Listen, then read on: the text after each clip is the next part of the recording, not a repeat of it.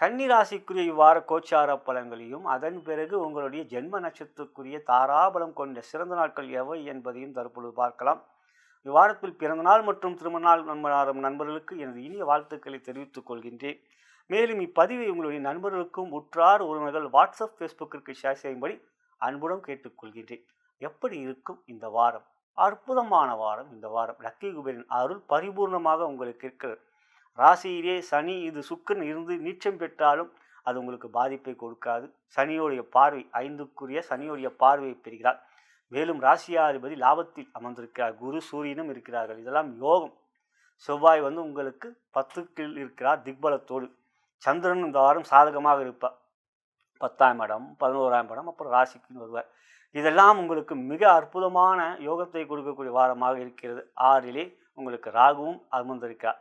சனியை பற்றி கூறியிருக்கின்றேன். 7லே சனி இருந்தாலும் 6லே கிரகம் இருந்தால் பாதிப்பு இல்லை. கோச்சார வேதையவை ராகு இருக்கிற வரை உங்களுக்கு சனியால் பாதிப்பில்லை. எனவே இந்த வாரம் தொழில் வியாபாரம் மிகப்பெரிய ஏற்றத்தை கொடுக்கக்கூடிய ஒரு நல்ல வாரம்.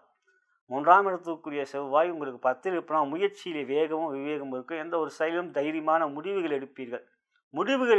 தீர்க்கமான ஒரு சில முடிவுகள் எடுப்பீர்கள்.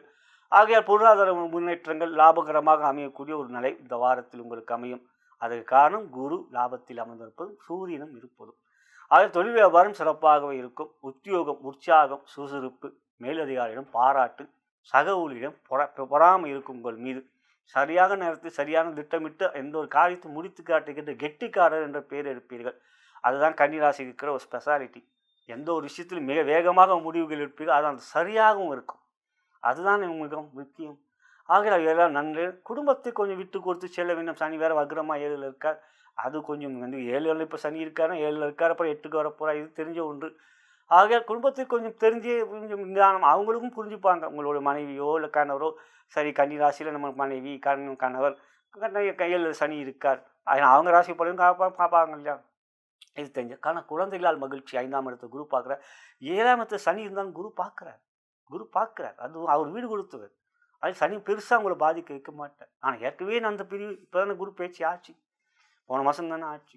ஆகையால் இந்த விஷயத்தில் கொஞ்சம் விட்டு கொடுத்து செல்வது தவறே இல்லை. ஆரோக்கியம் நன்றாக இருக்கும். ராகு 6ல் இருக்கிற ஆரோக்கியத்தில் நல்ல முன்னேற்றம், நல்ல உற்சாகம், சுறுசுறுப்பு இருக்கும். இந்த வாரம் க்ரீம் என்கின்ற மந்திரத்தை உச்சரியுங்கள். சரியான மந்திரம் அது. பீஜ மந்திரத்தில் க்ரீம் என்கின்ற மந்திரம் மிக பலமான மந்திரம். அந்த மந்திரத்தை உச்சரிக்கும் மகா பராசக்தி அருளை பெறுவீர்கள். லாபத்தில் அமர்ந்திருக்கின்ற குரு இன்னும் யோகத்தை செய்வார். நலம் பெறுக வளம் பெறுக.